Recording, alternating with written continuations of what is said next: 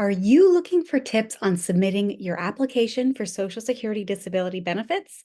My name is Caitlin Wildonor, and I'm an attorney who helps disabled clients obtain their disability benefits as quickly as possible so they can focus on getting better. In today's video, we will discuss some considerations that you may want to make before you submit your application for Social Security disability benefits. First, you'll want to gather all of the required information and documents. You can obtain the Adult Disability Checklist online from the Social Security Administration's website to ensure that you have all of the necessary information and relevant documents ready for you to apply. That includes information like your birth information, marital status, children's names and birth dates, military service records, employment history for the past 5 years, and your direct deposit information. You want to also collect comprehensive medical information, including the names and contact information of all medical providers, the dates of any examinations and treatments that you've received from those medical providers, any patient ID numbers that you have handy, medications that have been prescribed, and medical test results.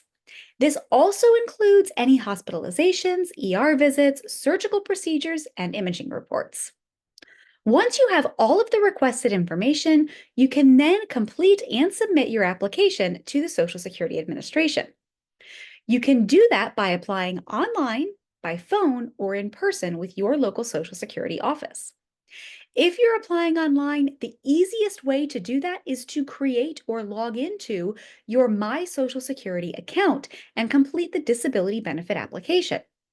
You'll want to again provide details about your disabling condition, the way it limits your ability to work, your education, and your job history.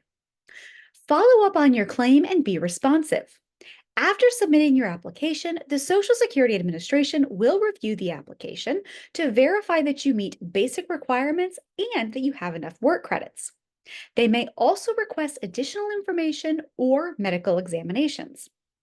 You will receive a decision by mail once one has been made. If denied, you will have 60 days from the date of the decision to appeal the decision in writing. The appeals process can be lengthy and may involve reconsideration by the Social Security Administration, a hearing with an administrative law judge, an appeals council review, and potentially a federal court review. Thanks so much for watching. If you're disabled and unable to work, click the scheduling link below or give us a call directly for a free consultation where we discuss your case and see what I can do to help you.